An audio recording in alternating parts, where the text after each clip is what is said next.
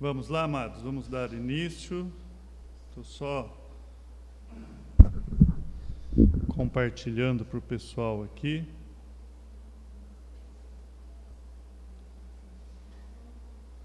Acho que agora deu certo.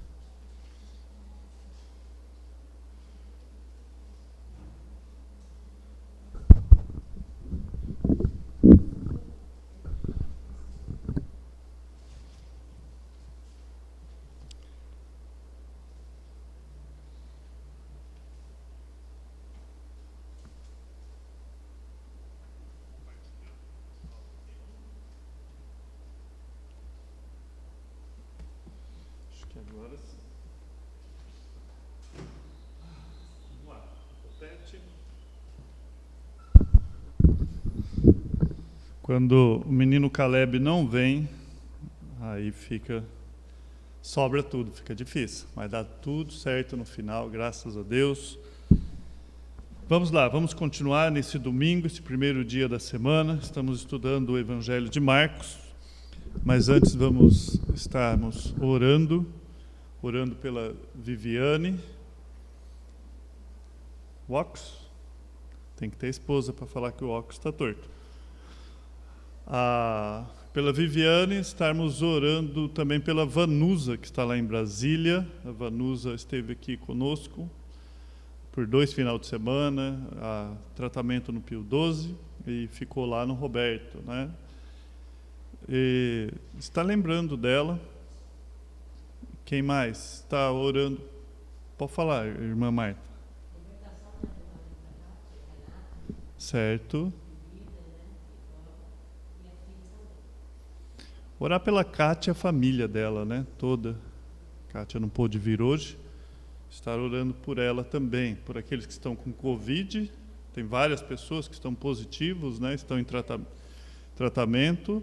Da igreja, agora parece que veio bastante, né? Várias pessoas, mas graças a Deus está tudo sob comando. Mas não pode vir para não estar transmitindo. Agora, essa semana foi o Moisés também, está orando pelo pequeno Moisés, né? Pela família do Deusvaldo. Que o Senhor nos ajude nessa fase, né? A Betinha queria falar alguma coisa?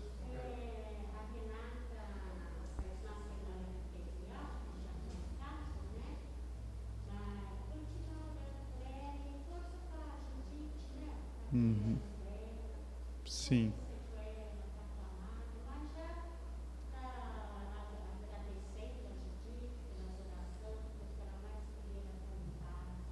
Sim.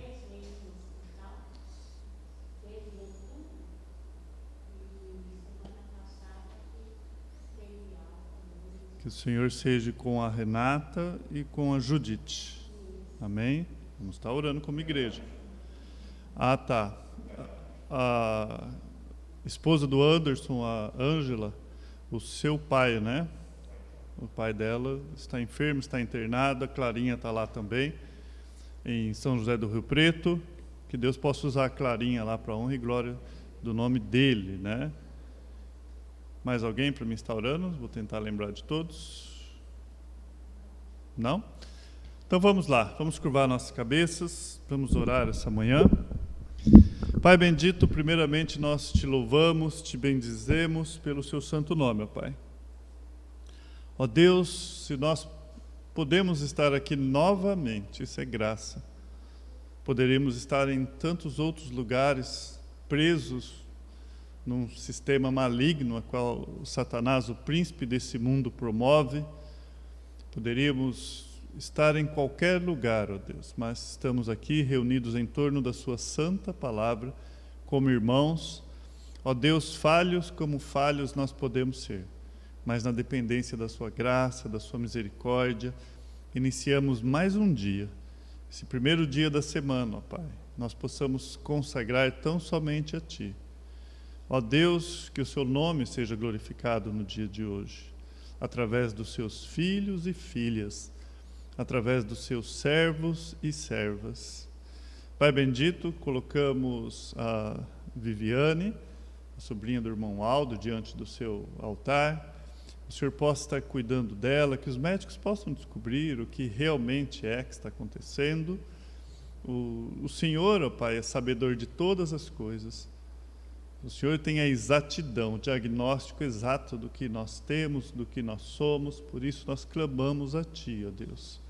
Colocamos a Kátia, ó Pai, essa pessoa que ela tem cuidado, colocamos o seu marido, a sua família, ó Pai, aqueles a qual estão envolvidos com vícios, presos, ó Deus, na bebida, em outras drogas, o Senhor possa estar visitando-os. Ó Deus bendito, nós sabemos que só o Senhor pode fazer esse milagre, e é a Ti a quem nós clamamos. Coloque, Senhor, a vida da Betinha, também os seus pedidos, a Renata, a Judite. Pai bendito, o Senhor conhece ambos os corações, ambas as vidas, antes mesmo delas nascerem. Ó Pai, o Senhor, nesse momento, por graça, nós te suplicamos, possa estar visitando, trabalhando, confortando. Te agradecemos por aquilo que o Senhor já fez, ó Deus. Colocamos o Anderson, a Ângela, a Clarinha, lá em São José do Rio Preto. Ó Pai, colocamos o pai da Ângela, que está internado. Sê com a Clarinha, que ela possa estar ajudando a Ângela lá. Sê com essa família. Ó Deus, ajude a Ângela nesse tempo de dificuldade. Ó Deus bendito, sê também com a Vanusa, lá em Brasília. Nós conhecemos ela, ela vai estar voltando aqui nesse tratamento. Ajude ela nesses dias difíceis. Ó Pai, que ao conhecer a Ti, esses dias que para muitos são de trevas, para elas possa ser luz e cada vez mais luz. Ó Deus bendito, a nós que estamos aqui, nós te suplicamos, traga-nos verdadeiramente corpo, alma, mentes, corações. Ó Deus, que nós possamos estar aqui realmente te glorificando, te bendizendo através, ó Pai, do culto a Ti, ao único que é digno de toda honra, todo louvor. Através, ó Pai, do ouvir a Sua palavra. Nos ajude essa manhã. Porventura, posso ter me esquecido de algum pedido, o Senhor não esquece. O guarda de Israel não dormita. Sê conosco essa manhã novamente. Aos que nos ouvem, fale aos nossos corações, em nome do Seu Filho Jesus. Amém e amém. O princípio do Evangelho de Jesus Cristo, Filho de Deus, começa a Marcos. Quando fala-se em Evangelho, o que vem na sua mente?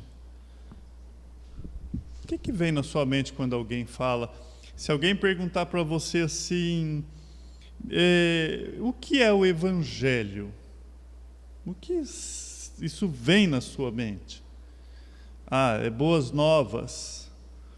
O Evangelho, quando Cristo esteve aqui e morreu por nós, e hoje Ele está conosco até a consumação do século, cremos na Sua promessa. Mas, a partir do momento que o homem pecou, começa um processo ali redentivo, a qual, se você aprofunda um pouco mais, a Bíblia fala que antes mesmo da fundação do mundo já existia esse plano de redimir o homem. O que é isso? O homem é pecador, caminha para o inferno, caminha para o juízo de Deus, e essa é a má notícia. A má notícia vem até João Batista, que se nós podemos dizer, vem ali. O que é a boa notícia? O Evangelho já começa lá atrás. Nós começamos com uma sombra daquilo que viria. Eu costumo dizer que se a minha esposa estiver chegando e eu ver a sombra dela, eu posso talvez identificar alguma coisa e ter alguma certeza de que é ela, mas eu vou ter convicção somente quando ela chegar. Então o Evangelho, alguns gostam de falar do protótipo ou do proto-evangelho, lá em Gênesis 3,15. Ali nasceu. Não, o Evangelho já estava na mente de Deus, muito antes ali. Antes da fundação do mundo, já existia na mente, nos planos de Deus. Então, o que é isso? É a saída para esse nosso problema com o próprio Deus.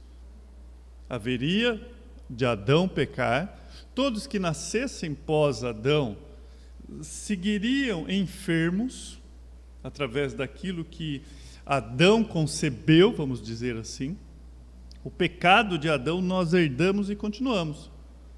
Bom, a má notícia é exatamente a queda. Essa é a má notícia. O que é a má notícia? O homem foi destituído de Deus, foi separado de Deus. E nós estamos num mundo em que a Bíblia fala que não é o paraíso, a Bíblia chama de mundo tenebroso. Então nós começamos a nossa luta para poder fazer desse mundo um paraíso. E nós tentamos fazer disso um paraíso. E quanto mais nós tentamos, maiores as nossas decepções. Porque o seu vizinho não está querendo tanto que seja um paraíso. O seu parente, o mais próximo, não tem a mesma visão de paraíso que você. Você começa aquela vida querendo um mundo melhor, mas na verdade um mundo melhor para você. Bom, por que isso? Porque o mundo jaz no maligno. Tudo isso é má notícia. Mas quando resplandece a luz do Oriente, aquilo que era tudo trevas, e você imagina que aonde há trevas, qualquer lâmpada que acende já faz diferença. O homem que ele nasce em seus delitos e pecados e vem nessa caminhada, geração após geração, chega um ponto em que essa luz resplandece. Essa é as boas novas em sua totalidade. Nós chamamos do Evangelho de Jesus Cristo, Filho de Deus. Então, é essa a mensagem de que há uma saída, há um recurso para a nossa situação.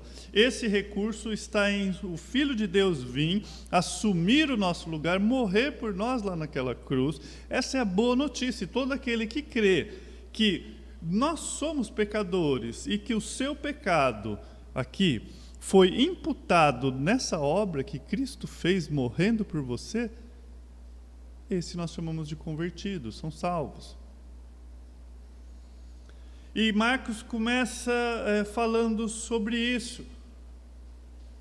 Essa voz que clama no deserto também. Para que haja conversão, primeiramente tem que haver arrependimento. E sempre Deus vem falando, se sujeita, se verga, se prostra diante de mim. Mas o homem, arrogantemente, ele acha que ele pode ser Deus e ele pode continuar. Quando nós chegamos no verso 14, até o 20, que é o texto que nós vamos ler hoje, Marcos 1, do verso 14 ao verso 20, nós vamos aprender um pouquinho mais sobre a forma desse evangelho trabalhar em nossas vidas. Depois de João ter sido preso, foi Jesus para a Galiléia pregando o Evangelho de Deus. Aqui em Mateus 4 você encontra também, a partir do verso 18, falando. Jesus teve a notícia que João foi preso e ele foi para a Galiléia. Pregando o Evangelho de Deus, dizendo: o tempo está cumprido e o reino de Deus está próximo. Arrependei-vos e crede no Evangelho, nas boas novas. Chegou as boas novas até vocês. 16. Caminhando junto ao mar da Galiléia, viu os irmãos Simão e André, que lançavam a rede ao mar porque eram pescadores. Disse-lhes Jesus: vinde após mim, e eu vos farei pescadores de homens. Então eles deixaram imediatamente as redes e o seguiram. Pouco mais adiante, viu Tiago, filho de Zebedeu, e João, seu irmão, que estavam no barco consertando as redes. E logo os chamou. Deixando eles no barco a seu pai Zebedeu com os empregados, seguiram após Jesus. Primeiro ponto desse contexto, e o tema da mensagem dessa manhã é: sigam-me. É o chamado do Senhor Jesus Cristo a segui-lo, ou você pode trocar por vinde após mim, tanto faz. Sigam-me, venham. E você começa lendo que depois de Jesus, aliás, depois de João ter sido preso, Marcos vai relatar em detalhe o que está acontecendo aqui no capítulo 6 de Marcos. Ele vai falar o que aconteceu com João Batista. João foi preso e depois disso Jesus foi para a Galiléia pregando o Evangelho. O Evangelho de Deus, não qualquer Evangelho. Primeiro ponto que nós vemos aqui é chegada as boas novas até nós. João o Batista, ele está proclamando aquele que chegou, aquele que viria, veio, o Cordeiro de Deus estava ali, o Evangelho, princípio do Evangelho de Jesus Cristo. Mas agora, Marcos começa esse contexto dizendo: João está preso, mas Jesus está solto. E nós já começamos a ver uma das dinâmicas do Evangelho, da Palavra de Deus. Sempre tem uma voz, sempre tem um remanescente, sempre tem aqueles que creem. Mesmo nos 400 anos que nós chamamos de silêncio, porque a Bíblia não relata, nenhum profeta diz ali isso, mas em nenhum momento a Bíblia diz desses 400 anos, nós que fazemos o cálculo e chegamos nisso, só ficou em silêncio porque não houve nenhum profeta. Não quer dizer que não havia, tanto havia que lá em Atos você vai ver de profetas que haviam lá. O silêncio é porque não foi escrito, porque nós não temos. Outro exemplo, Simeão e Ana, eram pessoas que estavam esperando, pessoas que eram movidas pelo Espírito Santo. O Espírito Santo estava trabalhando e levou essas pessoas lá no templo, lá para elas conhecer o Messias. Então nós vemos que em nenhum momento Deus ficou em silêncio. Nós às vezes pensamos 400 anos de silêncio, Deus quietou de uma vez por todas. Não. Não houve um Jeremias, um Isaías, mas a obra dele continua. E a Bíblia diz que no tempo de Deus, no tempo exato dele, ele veio. E mais pessoas esperavam eles. Quer um outro exemplo? Às vezes você pensa só ali os judeus. Dentro daqueles de Samaria, a mulher do poço, a mulher samaritana, esperava o Messias. Lá em João capítulo 4. Aonde que ele vai vir? Entende? Por que ela esperava o Messias? Porque ela diz, quando ele vier, ele vai nos responder todas essas coisas. Ele quem que ela está dizendo? O Messias. Então, dentro do próprio povo samaritano, havia uma expectativa ali. A chama não havia se apagado. E sempre nós vemos isso. As pessoas podem ser mortas, torturadas, presas, mas a palavra de Deus, ela está solta, ela permanece, ela continua e chegou até nós.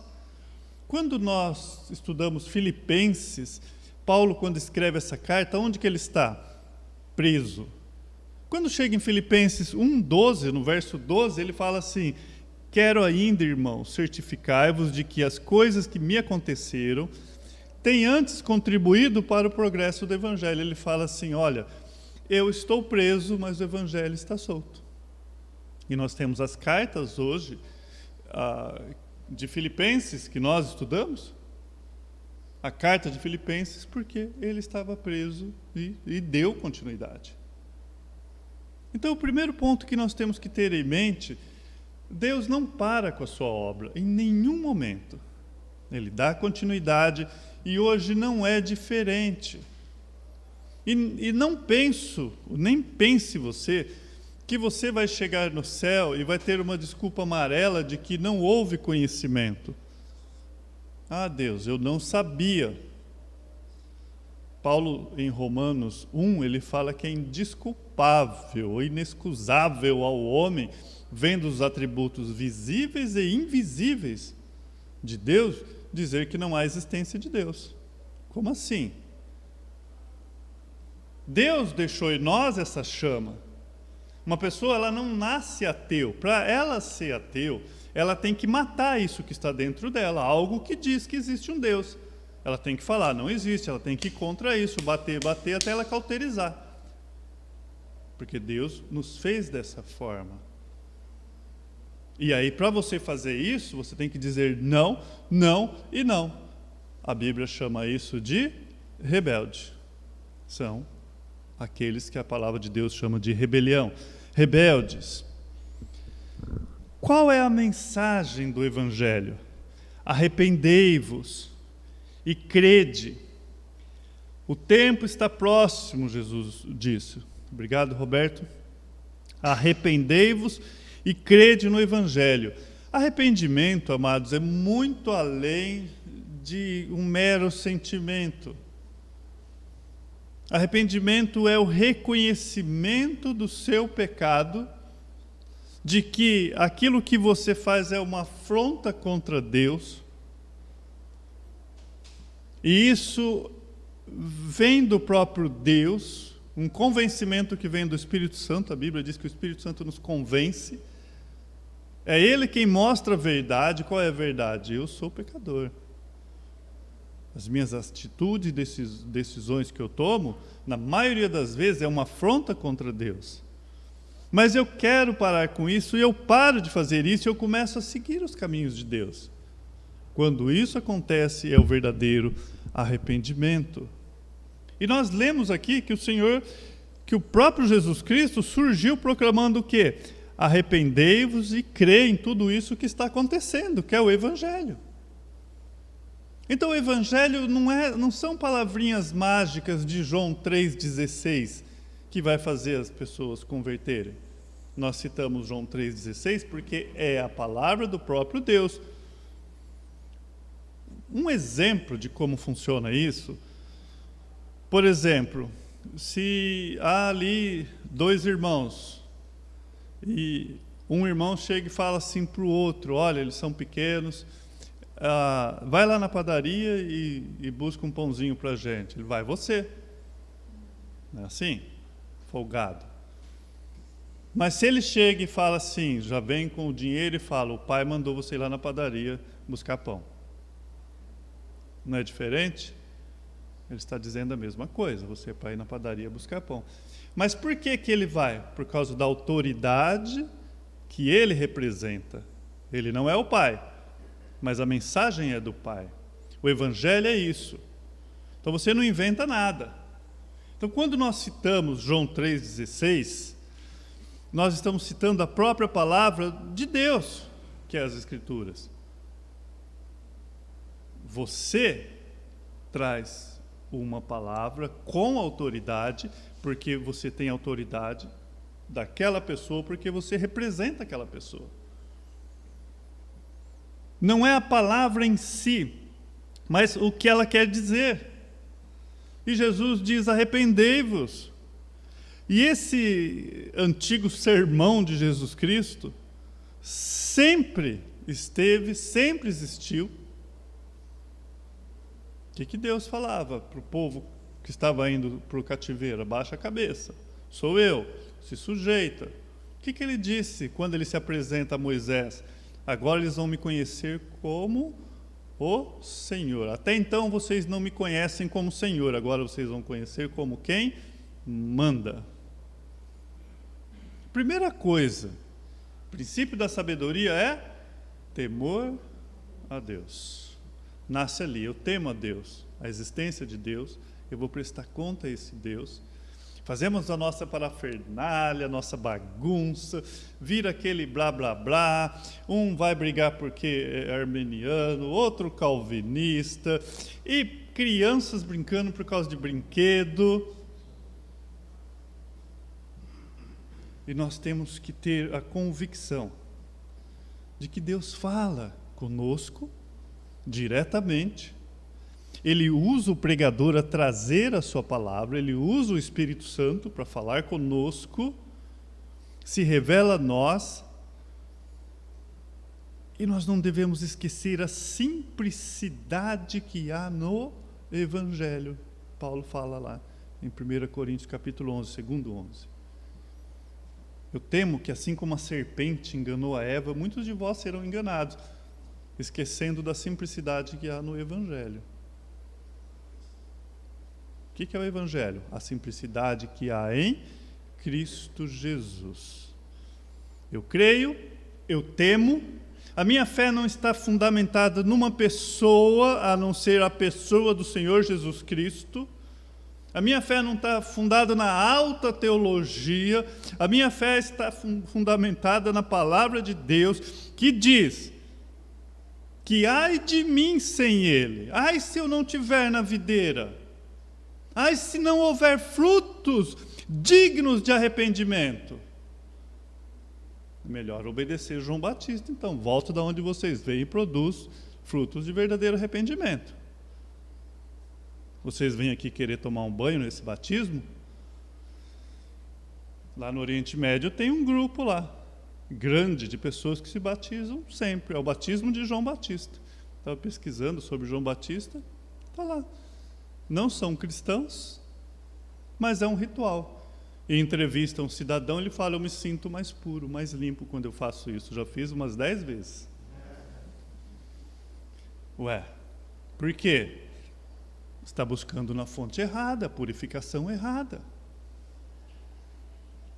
Então o Senhor vem e Ele começa falando aquilo que é a nossa bandeira. Atos dos Apóstolos 20 e 21, Paulo fala qual é a sua bandeira.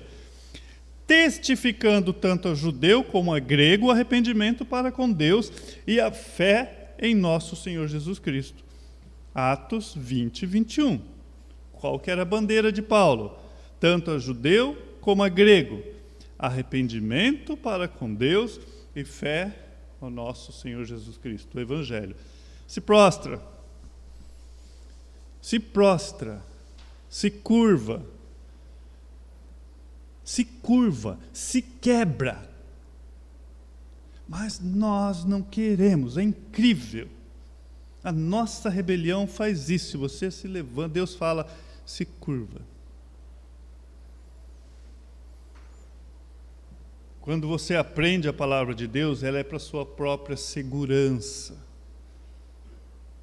Quando você está sendo treinado num exército em que o sargento grita para o chão e a ordem tem que ser imediata, senão você vai para a cadeia, senão você vai pagar um preço alto porque você não obedeceu. Quando ele grita para o chão, todo mundo cai no chão.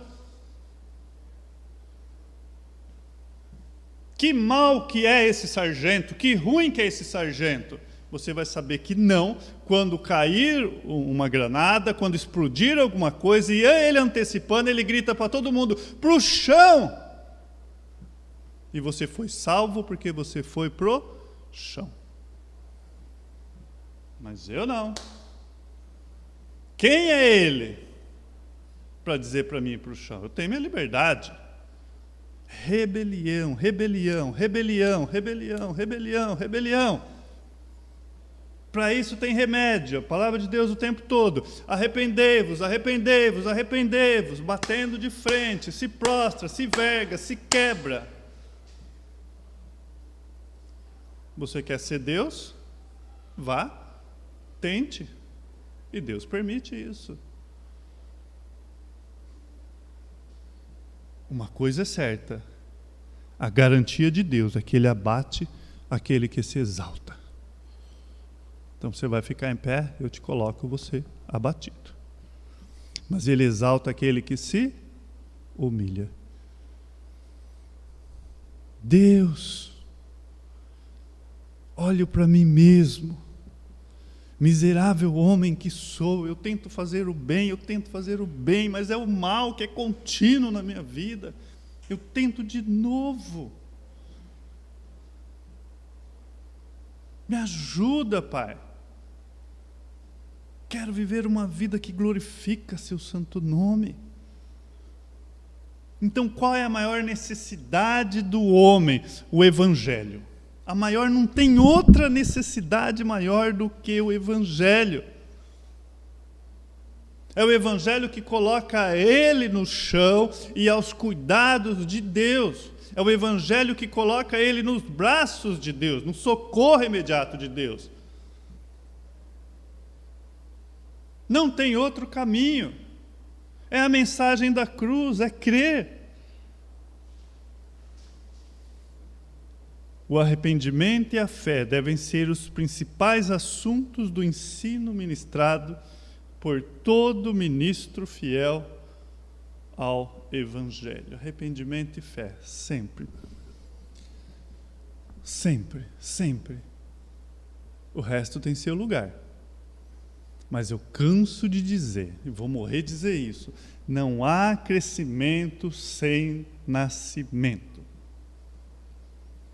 Tem que haver nascimento. Caso contrário, é blá, blá, blá, blá, blá, blá, blá, blá, blá. Estava falando para minha esposa de um livro de uma pessoa que ela é ritualista. Ritual. Olha, eu não indico esse livro, ao final dele, rejeitado, eu digo que eu fiquei com dó dessa pessoa, porque ela busca em seus rituais aquilo que só o Evangelho pode trazer. Só a paz que vem de Deus excede todo entendimento. Não é algo que você faz com as suas mãos. O que você faz com as suas mãos é o resultado do crer. É a expressão, Tiago fala. É a expressão da nossa fé. Fé sem obras é morta, porque se não há obras, se não há um mover, se não há uma mudança, se não há atitude verdadeira, você diz que você tem fé, mentira. Mentira, mentira, mentira. Prova para mim através das suas obras verdadeiras, frutos que permanecem. Não uma melhorazinha aqui para mostrar para o pastor, para mostrar para o vizinho, para mostrar, mas digno de consagração de vida no altar. Eu mudei para a honra e glória de Deus, fazia assim. Aquele era eu, me envergonho, olho para trás e vejo, mas hoje eu não sou mais a mesma pessoa. Sou remido, transformado, luto como qualquer outra pessoa. Mas eu vejo que Cristo vive em mim. Entende? O Evangelho chegando, é o Evangelho. Todos nós, por natureza, somos nascidos em pecado, filhos da ira, precisamos nos arrepender, converter-nos, nascer de novo, se quisermos acontecer aquilo que Jesus falou, ver o reino de Deus. Qual que é a palavra do Messias, do Mestre? Arrependei-vos e crede no Evangelho. Amados, por natureza nós sabemos, todos nós somos condenados. O tempo todo a palavra de Deus diz isso. O Evangelho nos dá esperança. Nos dá esperança. Opa! Jesus Cristo está dizendo, há jeito. Como? Arrependendo. Agora, todos nós, uma vez arrependidos, precisamos despertar diariamente para o arrependimento ainda mais profundo. Como eu sei disso? Abra a Bíblia. Abra a Bíblia. Por que a Bíblia nos exorta o tempo todo, o tempo todo? Não seria necessário se você já fosse novo convertido e tudo tivesse resolvido. Não é isso? Então, se alguém perguntar para você assim, olha, bom, eu nasci de novo, eu sou convertido, para que eu preciso de uma igreja? Para quê? Fala para essa pessoa, então você rasga a sua Bíblia e joga fora, já resolveu a sua parte, não já? Então tudo aquilo que os apóstolos e Cristo escreveu para uma vida cristã, em comunidade, não serviu para nada. Joga fora. Porque se nós não precisássemos disso, a Bíblia não estaria recheada de diretrizes para a vida cristã. Então você faz o seguinte, pega ali uma borracha ou tinta e pinta onde Jesus disse que para levar o Evangelho, e a segunda parte, ensinando-vos, você risca, esquece do ensinando-vos. Entende a nossa rebelião, o que faz? E a essência de tudo isso está em crer o Evangelho. Somos todos culpados, todos culpados. Embora sejamos crentes, todos nós precisamos de contínua exortação para crescer na fé. Bom, já foi resolvido diante de Deus. Aleluia, glória a Deus.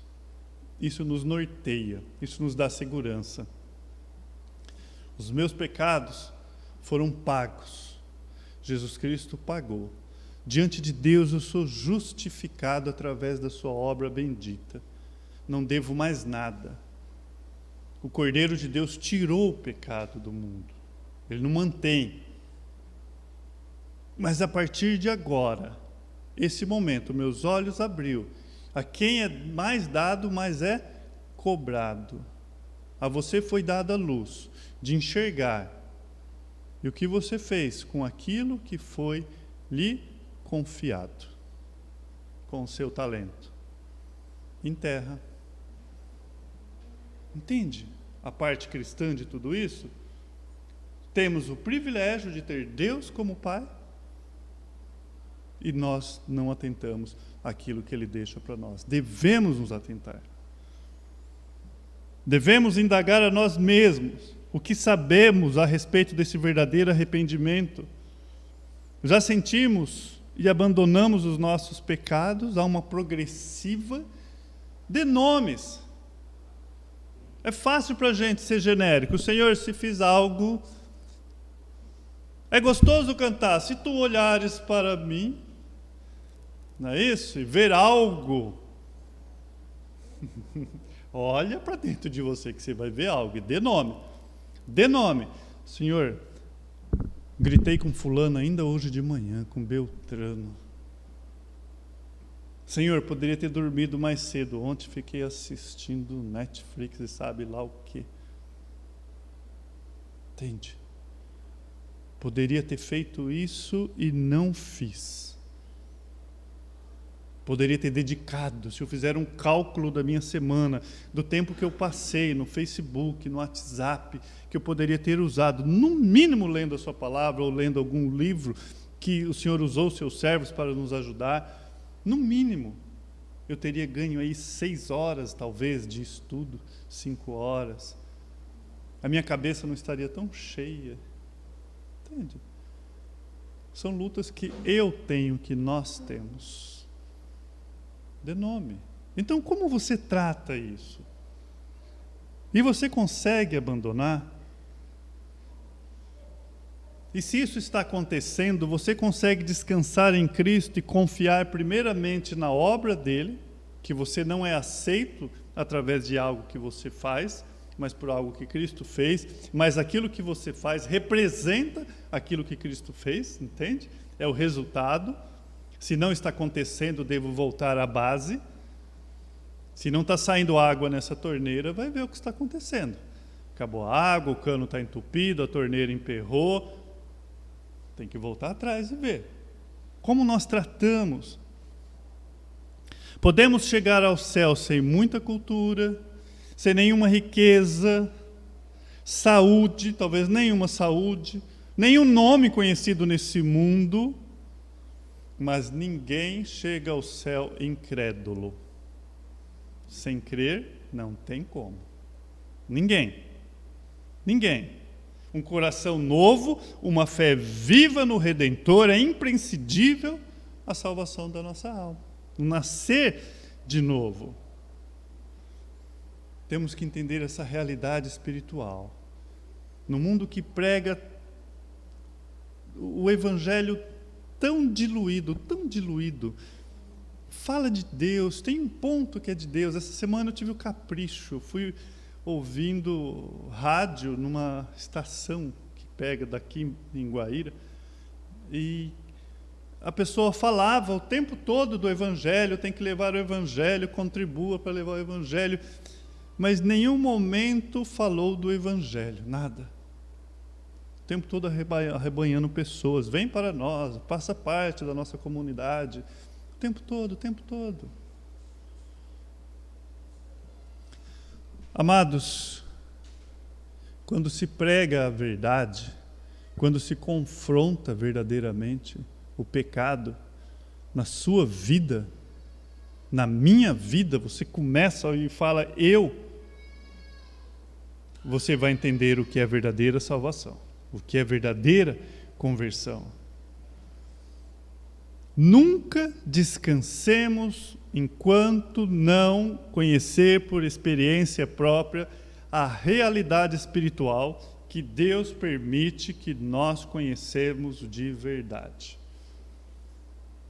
O que ele está querendo dizer com isso? Olha, eu preciso conhecer isso que a palavra de Deus está dizendo. Eu preciso. Certa vez, conversando com uma pessoa, e ela, dentro do seu conhecimento, daquilo que ela achava ser Deus, e eu falei para ela, olha, eu era igualzinho a você, eu me vejo. Essa busca sua no espiritismo, catolicismo, eu na minha adolescência eu era cheio de perguntas também. Mas quando eu fui para as Escrituras e falei, pai, fale comigo, porque esse é o último recurso que eu tenho aqui. Se o Senhor se revela na Bíblia, se eu tirar a Bíblia, não tem mais o Senhor. Se eu coloco a Bíblia, é onde o Senhor se revela. Fala comigo, pai. Eu, que só lia a revistinha da Mônica, passei a ler a Bíblia, né? Algo fantástico aconteceu. Deus trabalhando, Deus falando, buscando. Morrem no Senhor aqueles que exclusivamente se arrependem e creem. Ser membro de uma igreja ou receber a absolvição da parte de algum sacerdote não são atos que por si só salvam. Não. Agora, é chegado o Evangelho. Como que esse Evangelho chega a nós? Olha o verso 16 ao 18. Aí mesmo de Marcos.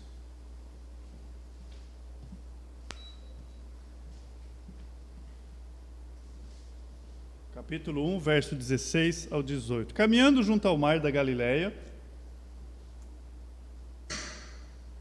viu os irmãos Simão e André, que lançavam a rede ao mar, porque eram pescadores. Disse-lhe Jesus, vinde após mim, e eu vos farei pescadores de homens. Então eles deixaram imediatamente as redes e o seguiram. Bom, Simão e André, Jesus diz, vim após mim, vou fazer de vocês algo, eles imediatamente. Agora, você vê que ele vai fazer isso com João e Tiago. Foram com os dois irmãos, agora com João e Tiago. Pouco mais adiante, o verso 19, viu Tiago, filho de Zebedeu, e João, seu irmão, que estava no barco consertando as redes. E logo os chamou. O que eles fizeram? Deixando eles no barco seu pai, Zebedeu, eles eram filhos de Zebedeu, com os empregados, seguiram após Cristo. O que diz o verso 18? Eles então imediatamente deixaram as redes e o seguiram. O que diz o verso 20? Deixando eles no barco, seu pai, com os empregados, seguiram após Jesus. Alguns pontos para a gente considerar. Nessa escolha de Jesus Cristo, não eram homens, pessoas que ocupavam posições importantes. Ele não foi lá no Sinédrio, não foi lá com Anás, Caifás, seja quem for a liderança da época. Olha, eu estou precisando de pessoas que vão ser chave no Evangelho. Não. Eram pessoas destituídas de riqueza, poder e posição social. Jesus Cristo não depende desse tipo de coisa. A causa do Senhor não avança nesse mundo, nem por força, nem poder. Zacarias 4:6 diz, mas pelo meu Espírito, nem por força, nem por violência, mas o meu Espírito, diz o Senhor dos Exércitos, você vai ler lá. Essa forma que caminha.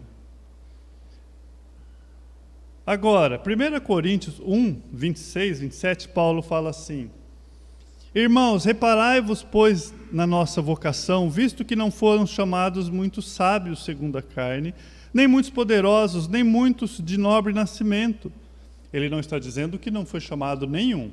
Entendo o que Paulo está dizendo aqui. Está falando, olha, a maioria não é assim, quando ele fala nem muitos. Pelo contrário, agora ele vai falar da maioria. Deus escolheu as coisas loucas do mundo. Ele fala, eu vejo um padrão na forma de Deus trabalhar. Qual que é? Ele escolhe as coisas loucas do mundo para envergonhar os sábios, e escolheu as coisas fracas do mundo para envergonhar os fortes.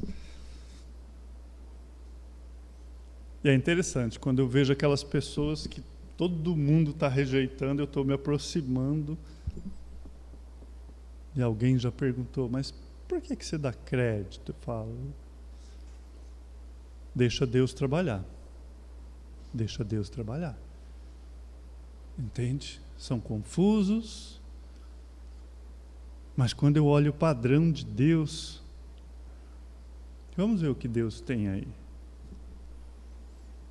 Naquela época, a história vai dizer que ali no Mar da Galileia havia mais ou menos, em média, 330 barcos de pesca.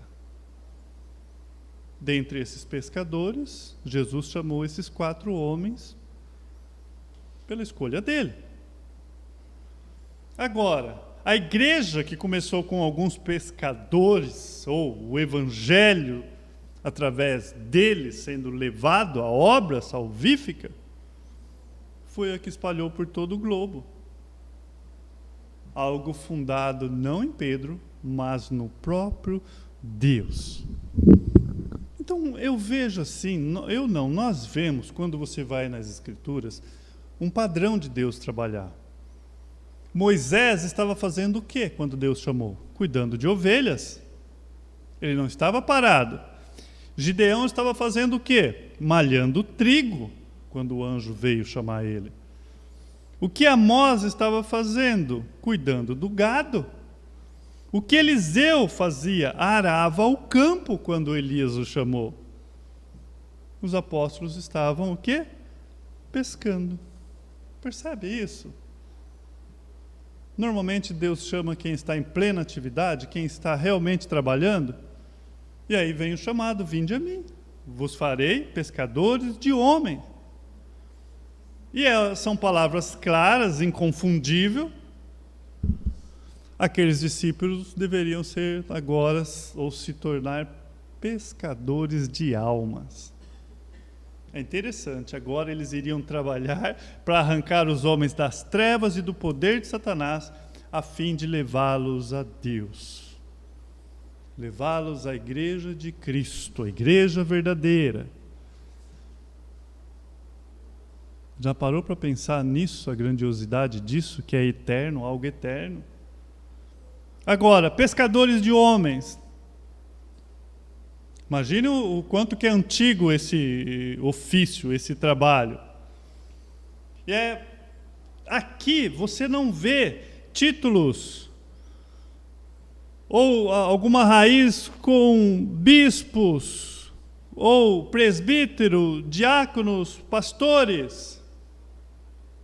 Embora você vai ver tudo isso, aqueles que apacentam, cuidam, lideram. O título aqui é pescadores de gente, de pessoas, de almas. Bom, Jesus Cristo fazendo essa analogia, vamos pensar o seguinte. Primeira pergunta que você lança: um pescador, ele se esforça para pegar o peixe? Há um esforço, né? Há um esforço. Ele recorre aos meios disponíveis para pescar aquilo que ele tem? Sim.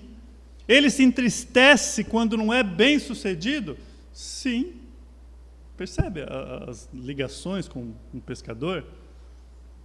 Mas um pescador, primeiro ponto que você tem que entender que vem de um pescador é que ele é paciente. Ele é paciente. Ele não pegou nada num dia, ele está lá no outro dia. Continua trabalhando dia após dia, no seu esforço, esperançoso. Há uma esperança. Eu sou pescador. Jesus chamou homens iletrados, e esses revolucionaram o mundo. A palavra de John Wesley, né? Dê-me 100 homens que não temam a nada, senão a Deus, e com eles abalarei o mundo. Entende? Amados, o que faz com que Satanás tema não é um louvorzão, uma agitação, um ritual extremamente espiritual. Sabe o que estremece o inferno? Crente temendo a Deus, fazendo a vontade dele. Simples assim. Ali, sujeitando a Deus e rejeitando ao diabo, como aprendemos a semana passada.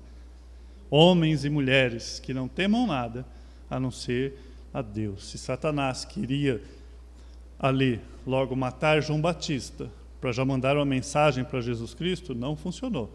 Talvez para dar medo aos apóstolos, olha o que acontece quem leva a palavra. Não funcionou. E terminando já. O chamado de Cristo é direto, imperativo e soberano.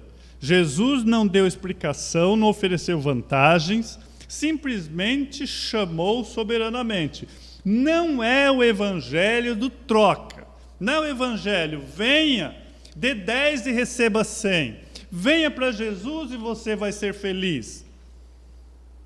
Não é o falso evangelho, o homem é acostumado a trocas, desde criança, em que o pai fala, passa de ano que eu te dou o videogame ou a bicicleta.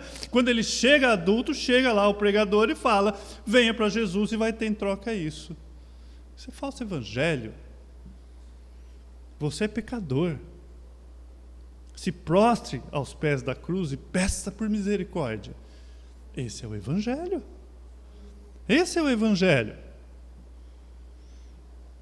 E Jesus Cristo chega e ele tem autoridade nas palavras dele. O mesmo que chamou esses discípulos é o que chamou Lázaro do túmulo. Lázaro, ressuscita-te.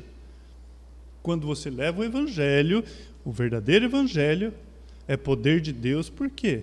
Você está representando o próprio Deus aqui e a palavra dele falando a essas pessoas. E o que vai acontecer? Jesus não diz aos pecadores, ou aos pescadores, vamos trocar aqui, olha, eu tenho um sistema teológico que gostaria que vocês investigassem, quero apresentar para vocês. Tem algumas teorias que eu gostaria que vocês soubessem ou conhecessem.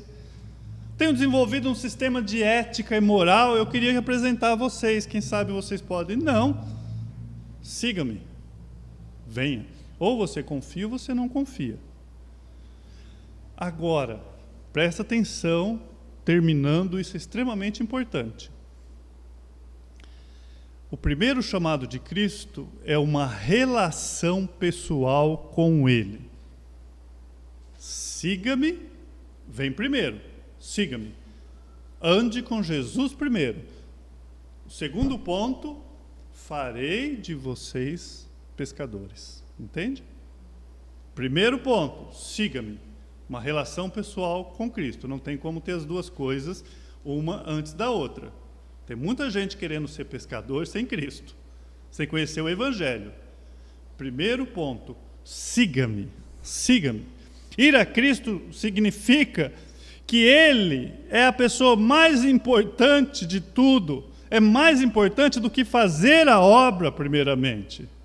Jesus está mais interessado em quem nós somos do que naquilo que nós fazemos. O relacionamento precede o desempenho, a vida precede o trabalho.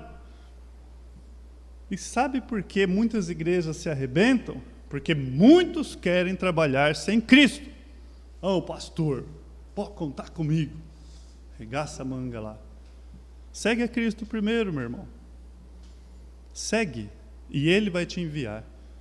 Qual que é a nossa oração? Que pessoas que estejam servindo nessa igreja sejam pessoas levantadas pelo próprio Deus. nessa oração que a gente sempre fazia, devo voltar a fazer? Parei de fazer? Junto com a igreja? Santidade pessoal precede ministério cristão. Primeiro damos ao Senhor o nosso coração, depois consagramos a Ele tudo o que temos e que somos. Vinde após mim, aí então eu vos farei pescadores de homem.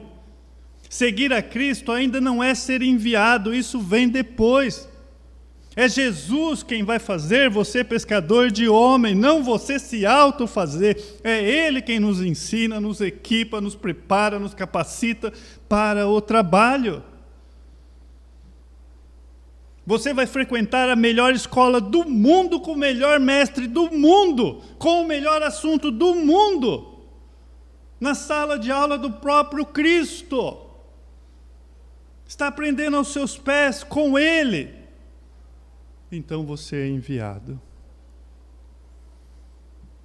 Primeiro chamado, siga-me, esse é imediato, não tem dúvida. Você segue, se entrega, anda com Ele.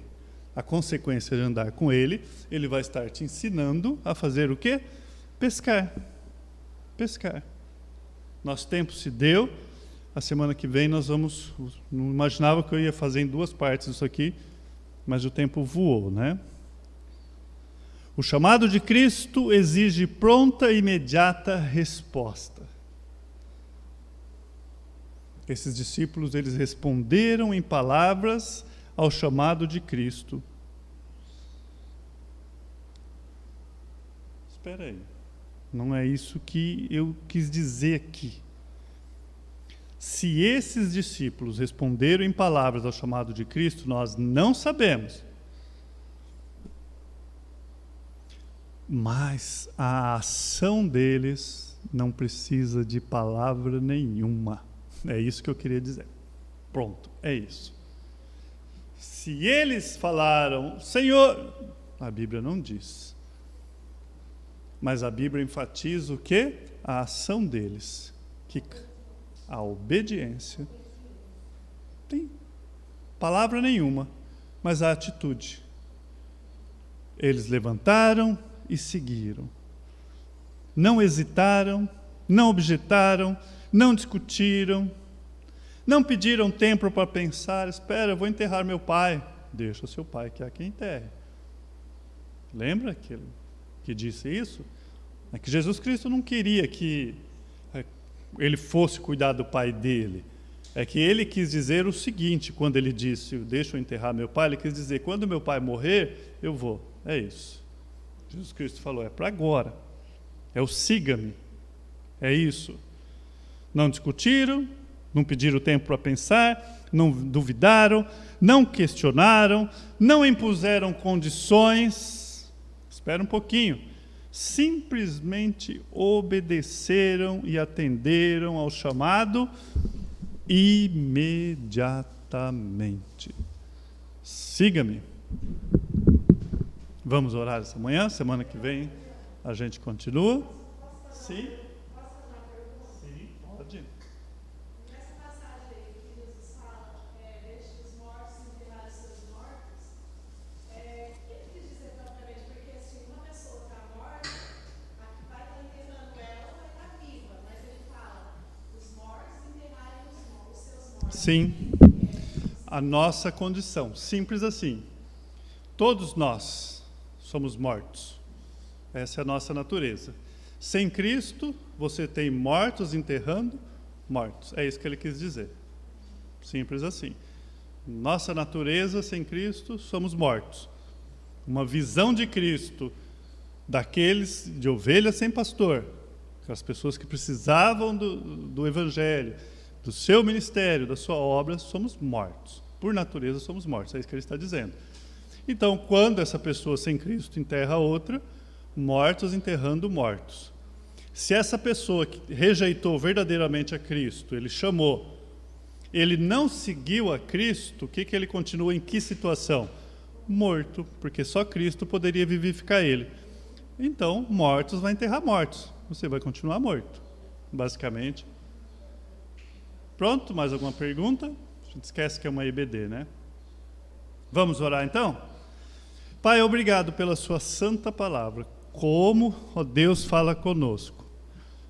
Que surra que eu levo quando eu estou preparando textos como esse, olhando para mim mesmo. Ó Deus, nos ajude a entendermos isso. O Senhor nos chamou. Que nós possamos estar nesse quadro dos discípulos. Imediatamente levantamos e seguimos. Ó Deus, mais um quadro de que estamos andando contigo, é que o Senhor está nos ensinando a ser pescadores. Temos paciência, temos, ó Pai, o material de pesca que o Senhor nos deu e sabemos que a obra é sua. Ó Deus, nos ajude a compreender isso e colocar em prática. Nos ajude a levarmos o Evangelho, sempre, sempre. A melhor mensagem, a única mensagem que salva, o seu Evangelho. Te agradecemos por cada vida que está aqui. Nos ajude, Pai, em tempos difíceis, como esse, a estarmos cada vez mais integrados a Ti. Nos ajude a abandonarmos velhos pecados que nos assolam. Abra nossos olhos, nos fortaleça, que nós possamos estar à noite aqui, acima de tudo aquilo que possa impedir. Nos dê força para isso. O primeiro dia é seu, consagração. Te agradecemos em nome do seu Filho Jesus. Amém e amém. Louvado seja Deus por mais essa porção. Estamos assim terminados. A comunhão faz parte do culto. Vamos vigiar na questão da Covid.